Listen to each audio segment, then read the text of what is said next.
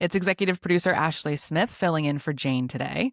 Seahawks Parade details, legislative updates, and the legend of Curby. That's all coming up. But first, Alaska just announced they're going to be serving Beecher's mac and cheese on their flights. Delicious, yes, but I really hope that that comes with a side of Lactaid because there's only 2 bathrooms on those planes. It seems like everyone's lactose intolerant these days. And it got me thinking, what's the worst thing someone could order on a flight? Brett Hamil, writer, performer, and the cartoonist behind the weekly series Doom Loop. What do you think? What is the worst thing you could order on a flight? It would have to be something aromatic, something that really gets into the air of the entire cabin. So some sort of, oh God. I feel like anything eggs or tuna would be really rough. Eggs, not very welcome. Salmon, sure. Salmon, Yeah. some like nice a heated steamy up piece salmon. of fish or cod. Ooh. That would be brutal. They Yeah, do I that would though, say- right? Fish, I would have to go with, yes. Yeah, I'm with Or, Brett. and you shouldn't be, as a rule, eating fish on an airplane, I think, unless it's smoked and vacuum sealed anyways from the gift shop on your way out of Seattle. That's very true. Creative producer Liam Billingham, was that your answer? Yeah, I Salmon? kind of jumped the gun there, but yes, I agree. Fish. Anything. It's like kind of the same rules as like heating something up in the break room Totally. microwave, right? Yeah. Like, no one wants to smell your fish, so keep it above board. Fish, boiled Now- eggs, broccoli. It's all brutal. Here's what they should be serving: freshly baked waffles. Oh yeah. Who doesn't like that smell? Well, With that some sounds maple delicious. syrup on yeah, it. it's like when you talked about your son going to his first hotel breakfast and how you can make your own waffle. There's like the greatest thing imaginable is that. Yes. Yeah, I really hope those flight attendants love their jobs. And I love my job. I want to talk about why I love it actually here at CityCast Seattle and why I'm asking you, our fair listener, to support it, which you can do right now at membership.citycast.fm/Seattle. As the EP of this show, one of the best parts of my job is getting to help my incredibly talented team and our very talented contributors bring you all of these conversations that connect the dots of life here in Seattle. And we have a lot of fun making this show because life here in Seattle is fun. It's not just about trudging through serious stuff all the time. It's about those in-between moments where there's delight and surprise and it, inspires us, whether it's celebrating the quirky people and places that make Seattle unique or uncovering a hidden gem that you didn't know was right around the corner. We're here to bring a little joy alongside the knowledge that keeps you engaged and connected. So at a time when reading national headlines might feel a little miserable, or downright dreadful, I guess, I invite you to take local action and become a CityCast Seattle neighbor at membership.citycast.fm/Seattle. It's $10 a month or $100 a year, and your support ensures that we get to continue connecting you to news and information that inspires, delights, and engages you. Plus, you'll get a really cool special print from a local artist. It's a map of the city of Seattle, including some of our favorite landmarks. It's watercolor. Everything is blue and teal. It'll look gorgeous on your wall. Go get yours right now. Again, that's membership.citycast.fm/Seattle. Okay, Brett, Liam, let's talk about the Seahawks Parade. Woo! It's happening this morning. Woo! Brett, are you a Seahawks fan? I traditionally only watch the Super Bowl. So Really? that's the kind of I'm the most extreme type of bandwagon fan you can be. So sometimes I will even wait till like the third or fourth quarter if the game's close. That's how bad of a bandwagon fan I am. However, I will be going to the parade. You are? Okay, sweet. Are you going to follow along the whole way, or are you going to stake out a spot somewhere in the middle? Well, I told my son back when it didn't seem like it was going to be a reality, of course.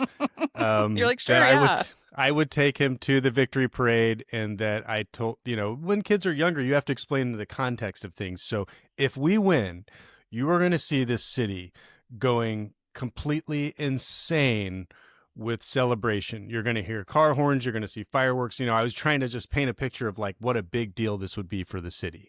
And I said, if they win, I'll take you to the parade. Well, now I'm stuck doing the thing I generally avoid in life, which is heading toward the crowd. Normally, my life is spent heading away from the crowd to somewhere quiet and comfortable. But today I'm going to be going and waiting on in with everyone else, jostling elbows on the light rail, and we're doing it. I'm glad you're taking light rail. Last time there was this Super Bowl parade was in 2014. I did go to that one. It was insane. I remember, I think it was reported 700,000 people were in downtown Seattle. This time they're predicting 1 million people in downtown Seattle. It was freezing last time, so the weather will be a bit nicer, but I just imagine it's going to be wild getting in and out of there. So yeah, plan ahead. Don't drink coffee. Because no, there probably won't be public bathrooms. You'll be lucky to find one. We don't need public bathrooms in a victory parade. Very true. That's what the floor is for. I want to see the police officer who would arrest me for public urination while I'm trying to celebrate our hometown team winning big. Come on. Get out of here. Get out of here. What about you, Liam? You going to go? I don't think I'm going to go. My kids are still... We did watch the Super Bowl, and despite being from New England, I always celebrate a Bob Kraft loss. So yes. It's beautiful. They're a little young for it, and they're not that interested. And I also get really stressed out in big, big crowds of people. So I'm going to skip it, and maybe when my son is a little bigger, if he's interested and they win again, we'll go. But not on the list. Not an if, a when. Liam. A when. You're right. Sorry. When they win again. Sorry. Yes. I'm kind of jealous of both of you. I've been a Seahawks fan for a long time now. My dad was a Seahawks fan, so I was kind of like, I inherited it. I'm not sure it's fully hit me that like football season is over. The Seahawks are Super Bowl champs. It feels very surreal. Like as a huge fan who watched every game, I did not go into this season expecting any of this, and it just hasn't hit me yet. It's very cool. I'm sure it will hit me during the parade when I'm surrounded by 1 million people yelling Seahawks chants. That'll be fun. But see, I was the opposite. I was only dimly aware that they were a good team maybe in the last 4 or 5 games of the season. I was like, oh, it sounds like they've really got some juice this year. So I had zero investment. But I love Seattle, so that should count me in the ranks of the faithful. Yeah, absolutely. Also, you guys are welcome. I move here, and they win the Super Bowl. New Pope. So, Liam moves to town. It's a lock. It's a beautiful tradition. You're welcome. They really built the momentum this year. Again, like they were really not projected to be Super Bowl champs at the beginning of this season, and it just got better and better each week with each win. And then, playoffs and the Super Bowl, damn near perfect. No turnovers. It's wonderful. Really curious to see what the school attendance is going to be like tomorrow. Yeah, because they're not canceling school or anything, right? Okay. Apparently, last time they won, attendance went down like 25% on the day of the parade. They did send out an email saying, we understand many of you are going to the parade and blah, blah, blah. But I'm going to try the ultimate weasel parenting move, which is sending my kid to school, pulling him out so we can jump on the light rail, go down to the parade. And then hopefully, if everything works out, I can drop him back off at after school and have a couple hours to decompress. Yeah, that's what I would. Were I following in your path? That is that I would do as well. I'm solo parenting this week, so any time that my children aren't around is me time, I like to say. So that's the other reason we're not going to the parade is I have enough exposure as it is right now. And I saw the Seattle Police Department, they're offering to write get out of work notes for 12s. I assume that will work for school as well. So if you need to use that, I guess, look up. I'm going to send one of those to you tomorrow morning. Whatever, Liam. Just in case we missed this detail, very important, the parade starts at 11 a.m. on 4th and Washington in the Pioneer Square ID section of downtown. Then it will end at 4th and Cedar. If you are anywhere downtown while this is happening and you don't want to be, may God have mercy on your soul. It's going to be wild out there. Good luck, friend. All right, let's take a quick break. When we come back, we're going to update you on all the latest developments in our local legislature. So we talk about bills a lot on this podcast, and there are at least 3 that we're keeping an eye on. One is around surveillance, one is around the Millionaires Tax, and one is around sex work, and there have been some updates. So the sex work bill was originally designed to make paying another person for sex a first strike felony. And that bill has gone through a lot of revisions at this point. In its current form, it's now a 3-strike policy. So the first 2 offenses are misdemeanors, and the third is a felony. This is going to face an uphill battle to get passed. I think we talked about sex work with you, Brett, last time. Not last time you were on, but we've talked about it with you before. What are we thinking with this bill? Are we hoping it passes? What do we want to see?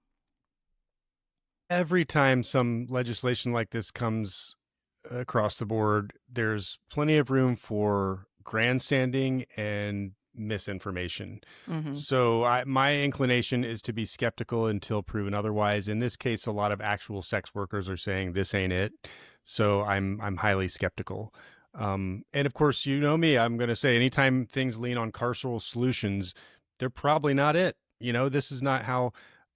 So yeah, I don't see a bunch of people sitting in a nice fancy building in Olympia actually achieving realistic solutions, but we'll see. I agree with you, Brett, like 100%. I think the solution to these problems are found in talking to the actual sex workers all of the time.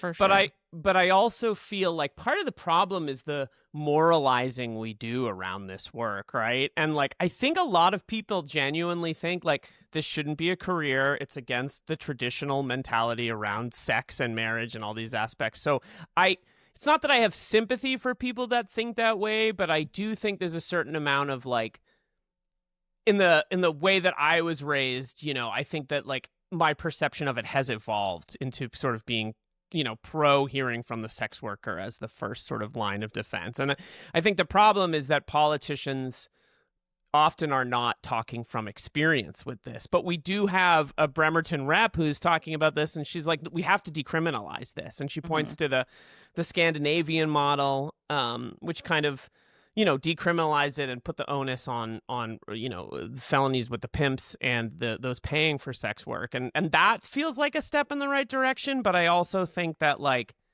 this is one of those things where decriminalization is going to work better than full legalization in terms of the rights of the people doing the work. And there's like no decriminalization with this bill at all, right? Yeah, no. It's basically what will happen is that they can get access to services, which really to me sounds kind of paternalistic. Like, oh, we're gonna help you find, take classes or like, being brought. Let me find the exact language that they use. Job training, treatment, and counseling.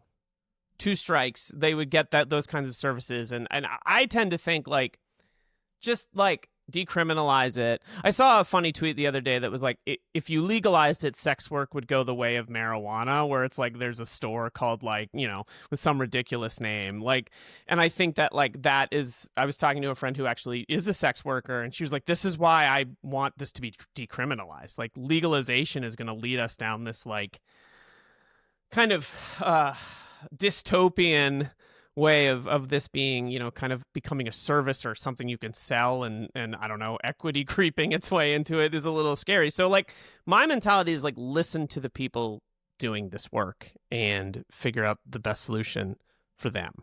It's also pretty unseemly to see people in Olympia working out new types of penalties and carceral solutions. And meanwhile, here's another commercial from a gambling market. Right. So you can buy pot anywhere, and, you can buy liquor in grocery stores. And, we just haven't come around on that. There's a certain strain of Puritanism in American culture that may never.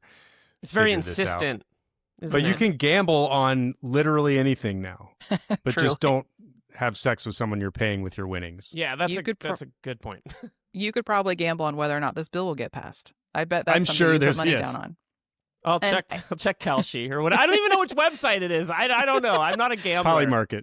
Right, exactly. It's wild.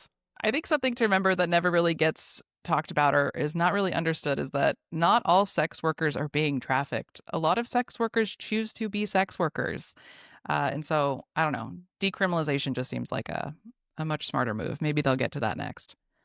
Yeah, and there's a lot of precedent. New Zealand had a really progressive mentality around this. So it's like there are models, but I think Brett's right. I think there's a certain amount of puritanical mentality that makes this, especially considering the state of politics in the broader country.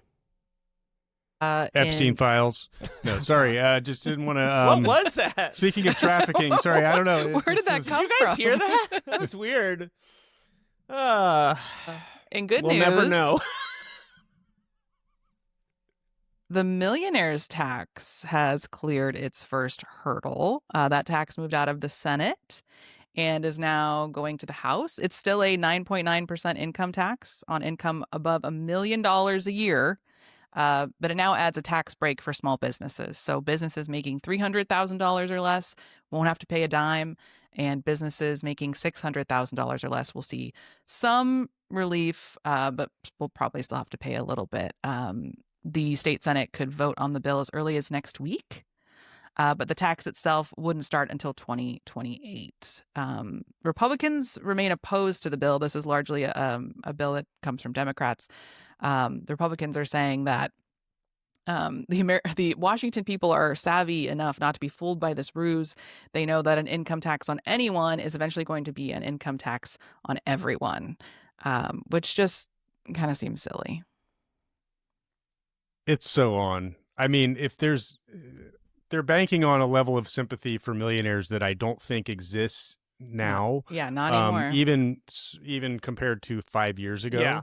Mm-hmm. Also, massive budget crunches every year. Do we want to keep reading about that until we, and on the, this is on the tails of a tax expert describing Washington state tax code as on a par with the Cayman Islands as a tax haven. That's what it is. Wow. This is someone who is very serious, plotting conservative guy who studies these kind of things and says, we're the Cayman Islands.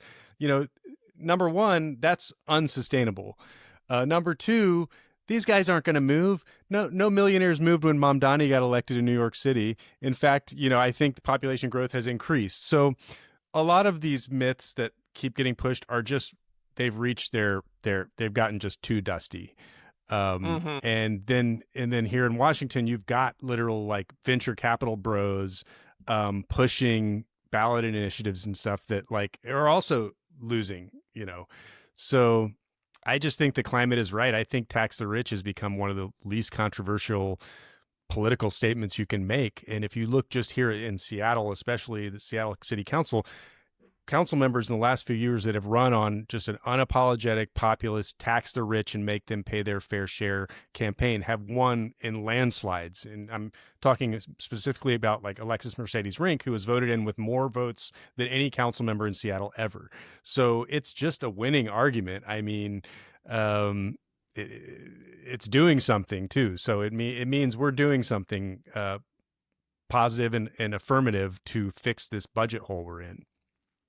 Yeah, and I think like it's sort of like we've talked about before with like Obamacare. Like people get used to this stuff and they support it, and it becomes more popular when it's actually enacted and you see the positive effects of it. So I agree. I also just think that like, yeah, there's not that many people are like, God, they earned it. Like that. I don't think that mentality has persisted, right, the last few years. I think most people are like, no, the system is rigged. Yeah. And everyone knows it. And we can look at national politics. And, we're a Democratic trifecta state and the Washington GOP seems to be insistent on becoming just an irrelevant rump party with some of the stuff that they're putting out in favor of, ICE raids and such. They're becoming more and more alienated from the bulk of the electorate. So this is, to me, it doesn't go far enough, but we'll take the win. Let's climb that bridge. So any step in the right direction. Yeah, please. I just said climb a bridge, you guys. We'll climb that bridge when we swim to it. We'll climb that bridge when it tips up. Okay. We'll climb that bridge when we swim to it. That's good. My only thought on this is for folks that are that rich, is that actually their income though? Isn't it largely like investments, real estate, stocks?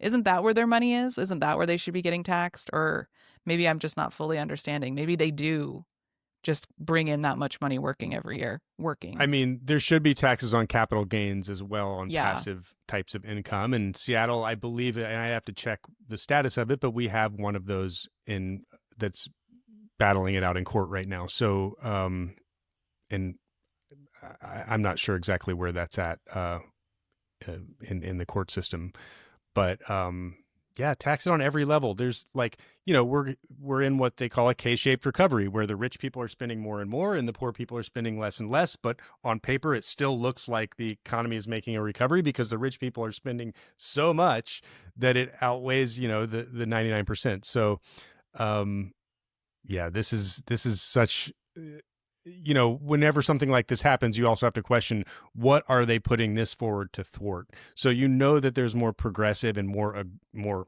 aggressively progressive measures that are being pushed. And so, I generally go with a 72% water down rate for any sort of progressive legislation. It was probably 3 to 4 times more robust when it started, but hey, we'll take what we can get now. Yeah, absolutely.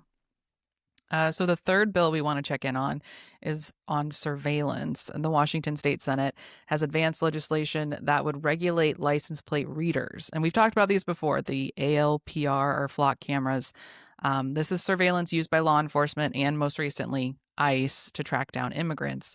The bill passed on the Senate floor, now moves to the House, where lawmakers will consider it later this month.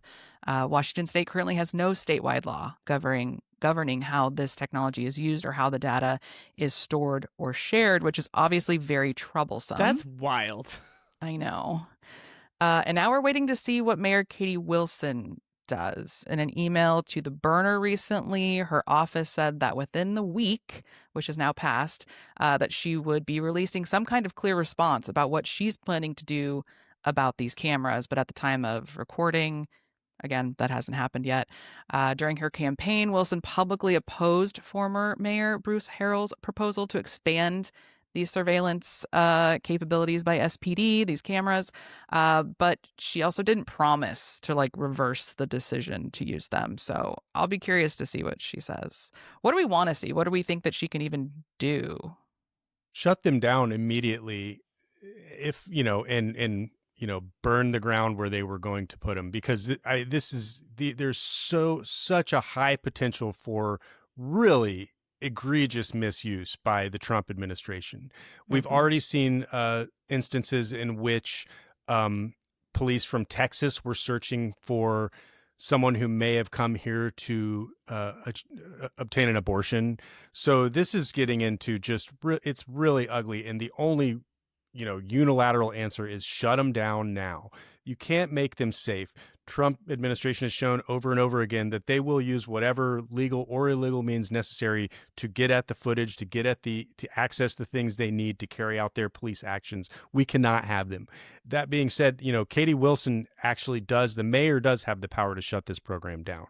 Now, does she want to do that and take the hit as being soft on crime by a local legacy media that is already, trumpeting her every sneeze as, an anti-cop, pro-anarchy, executive move? She's going to have to take the hit on it. The alternative is that the city council can repeal it. Now that there's a slightly different makeup, certainly much less conservative in city council, they can clean up their own mess, which is what they should do. But there's enough cowards on city council, I'm sorry, who don't want to take the hit for it. So they're going to leave it on Katie Wilson. She's going to have to make the hard decision to take the hit, as being the soft on crime mayor. But I think now, especially with that Ring camera commercial that was on in the Super Bowl, I think people are becoming more and more aware that they've opted into this super dystopian surveillance network that is being used to crush people and destroy families and such. I mean, you're not going to have a better case to make than you are right now in America that this stuff, we can't use it. It will be used against us, no question. Yeah. It seems like it's just going to snowball. If we continue to let this happen, let this get started, I just feel like it'll snowball into more and more cameras. And truly if getting rid of these is considered being soft on crime, I would love to see examples of these cameras preventing crime, because I don't think that's a thing. No, and in fact, they don't even really have any good examples. They have one in which the wrong person was arrested for something that was caught on camera in Seattle. So they don't have a very solid record of results. I worry that if Wilson comes forward with kind of a weak-willed statement, right, it's going to play into both sides' hands. She can't make a decision about this, and also the progressives who voted for her to partially on this, it's just not going to look great. And considering, like, it's not fair to compare her to Mamdani at all. But he's the masterclass. And like, no, I just like I just fixed the speed bump. Sorry, I know you guys like this switch, this thing that has like, dogged my residents for decades. Oh, I just turned this little switch and fixed that. Exactly. I mean, but she does have the opportunity to do that, and she has the support, the overwhelming support of all these sort of normie liberals who show up at No Kings protests and stuff. Who get it now? They understand. It's totally. It can't be more clear. Like, now is the time. The case has been made for you by the worst excesses of the Trump administration. Now you just have to act on that. Take a little bit of hit. They are now maybe a little more clear-eyed about what is and isn't possible. Maybe they understand now that crime rates have no correlation to police spending. This has been proven in numerous longitudinal studies spanning decades. Crime rates are a national phenomenon that goes up and goes down, and it doesn't, so I think people are a little savvy on this. Maybe I'm overestimating the powers of observation of just the average sort of legacy news consumer, but I think, again, now's the time. Let's make bold, decisive action, deal with it later. If there's anything that Mamdani shows, that's it. Yeah, either way, she's going to get, people will be either very unhappy or very happy with her. But yeah, I think there's going to be a big response either way, and we'll find out. And that's being a mayor. Yeah, right? True. Like some people are going to be happy, some people aren't. I don't blame her for, her reticence or hesitation. She's going to get slammed for it. She was slammed for like decriminalizing drugs when she first came into office, and then it turned out that was not what happened at all. It ended up, so they've already run these, hair on fire stories about how she's going to destroy Seattle. But the best thing she has on her side is they already said that socialists destroyed Seattle in 2020, in 2021, in 2023. They've already said that. If you keep buying that, like she's just got to, sometimes you just have to ignore the haters and just do what you know is right. Yeah. Well, I'm sure that her office will be releasing something soon, and we'll be talking about this again. But for now, let's take a break. When we come back, Brett is going to tell us all about Curby. So Curby, this is something that I've seen in Brett's cartoons many times, but I definitely don't know the whole story. So for anyone who may not be familiar, Brett, can you give us a little background? Who is Curby? What is this?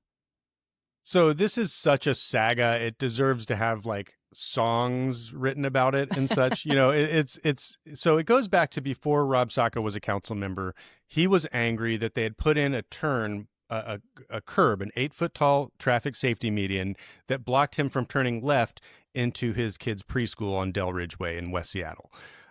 He was so furious that he wrote a letter to the Seattle Department of Transportation in which he compared this 8-inch median to the Trump border wall, said that it was re-traumatizing to the immigrants who go to his kids' preschool because it represents a border. They're being blocked. So he wrote this letter, probably never expecting it to become like part of the public record because he was just a private citizen at the time, with using this overheated, really leveraged sort of racial equity language for something that, let's get back to it, is keeping pedestrians from being run over. There are dozens of those left-hand, median curbs all up and down Del Ridge Way. He only objected to the one that lengthened his commute by an extra 30 seconds, right? So that's why people are like glommed onto that. Like, are you kidding me? This is how he talks. He compares a curb to the border wall because it interrupts his commute. So, but this was before do you think that so this is when he was just a citizen that he made this complaint. Do you think it inspired his run for city council? I think he maybe thought in the back of his head, when I'm the big important guy, I'm going to do something about this and show all the people at my kids' preschool that I'm the big important guy now. So, so he did get elected to office, and he said he's going to remove the curb, and it was going to cost. He strong-armed the council into giving him this $2 million to remove a traffic safety median, one that is part of the, SDOT knows what they're doing. When they put a traffic safety median in it, it's because people are turning left and pedestrians are having to dive into the bushes and stuff, and it's right in front of a rapid ride bus stop too. So it's protecting a very vulnerable driveway that people have to cross all the time to get to deal with their transit needs. So he said $2 million. He got $2 million earmarked to remove this curb, and that's when the fun began. So I started drawing. A lot of this was based, and I have to give credit to Publicola and Erica C. Barnett for doing the initial reporting, doing a records request for that letter that he had sent, and dredging that up, which only adds richness and depth to the story. So I started drawing these things about Curby, about Rob Saga being obsessed with Curby, to his own disservice, right? Because people are like, dude, what's the deal with the curb? So I did cartoons where he's in with his therapist talking about the curb. He hates it so much. It's making a laughing stock of him, etc.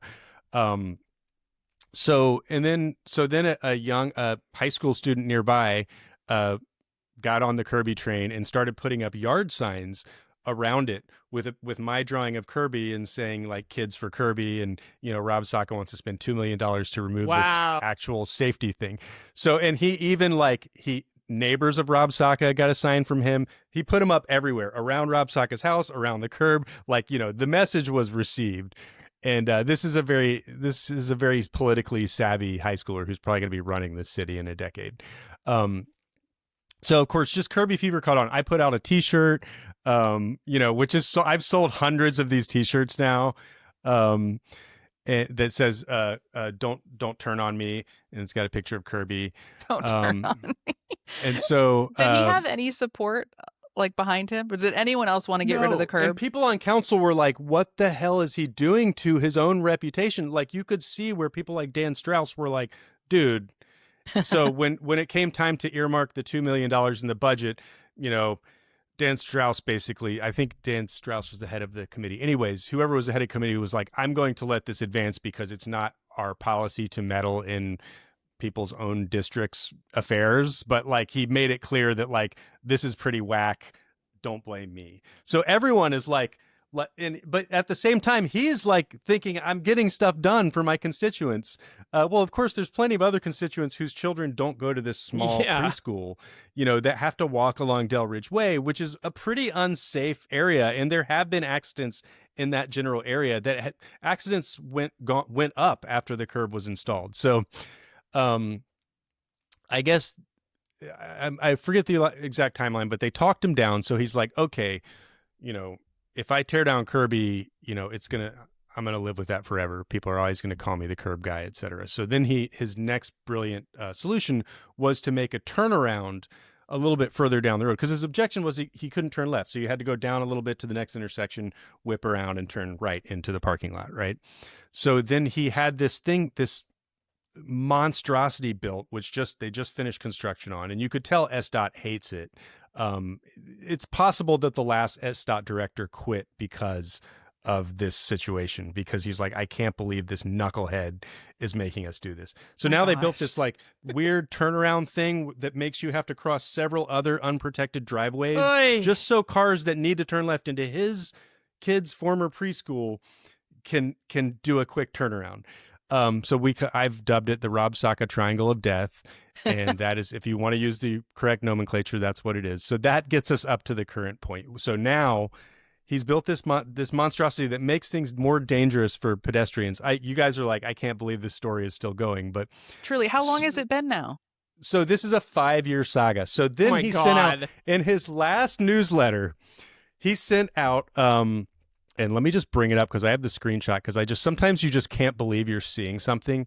Mm-hmm. It says, one of the bullet points, one of the entries in his e-newsletter is saving Curby and moving forward together. TLDR, we saved Curby. I'm proud to announce the completion of a long-awaited safety project. So now he's come full circle. Now he's taking credit for saving the curb that he alone wanted to kill.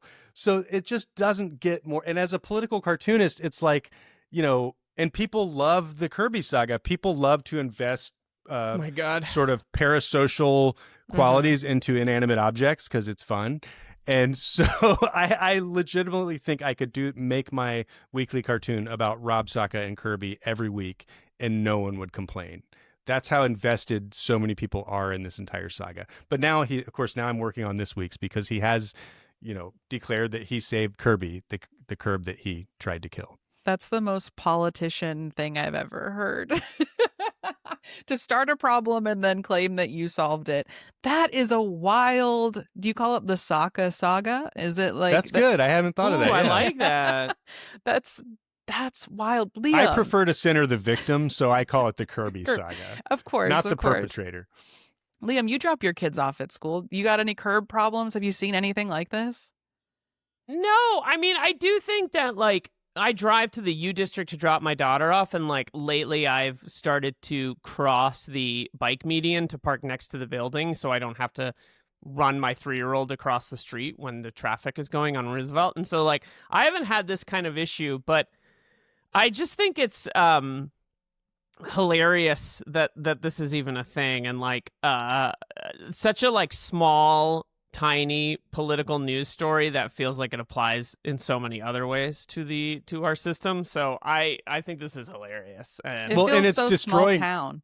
It's destroying his career though too. That's the thing. He's so obsessed with this. He has the lowest approval rating of anyone on city council. He has lower approval ratings than Trump, and it's almost all because of this curb, because it's something that the left and the right, it's that rare moment of bipartisan consensus that the left is all these urbanists and people are like, you're making our roads less safe for bicyclists and pedestrians. And the right is like, this guy's corrupt. He's using city money for his own personal pet peeves. So it has united the left and right in West Seattle. And if you go to any Reddit or West Seattle blog post, there are rock-ribbed conservatives and bleeding heart liberals that are both we hate this guy. And this is why. Because it feels out of touch with what people are actually thinking and talking about on both sides of the spectrum, right? Yes, it's so clearly self-dealing.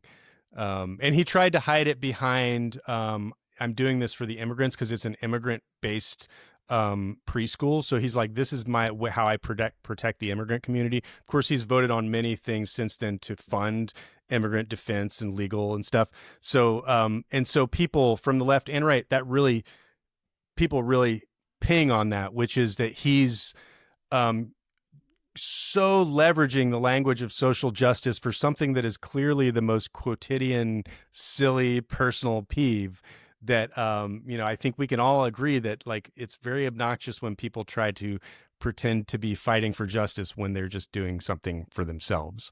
Yeah, this makes me think of if I was a council member, what small inconvenience would I make everyone's problem? I'm sure I could find something. I'm sure we all could. Honestly. I mean, these 7-way stops, someone needs to do something about this, but that's a real issue, actually. Well, Brett, thank you so much for getting us up to speed with Curby. What's your website, or where can people see all of your Curby cartoons? So you can go to the South Seattle Emerald and just look up Doom Loop, look up the tag Doom Loop, and you can read them all. You can also go to my Instagram page, Brett Hamil Comics with an X, and see everything I put out there. And you can also follow the links and buy my books and own a paper and ink copy of all of this stuff. You can bring Curby home. That's beautiful. That's one of my favorite kinds of. It makes Seattle feel so small town. Yeah. These little, these little stories. That's so good. Brett, thank you again for being here. Appreciate it. Thanks for having me. And Liam, thank you for hanging out as always. Thank you. Thank you. Thank you. Thank you. Thank you. That was Curby talking.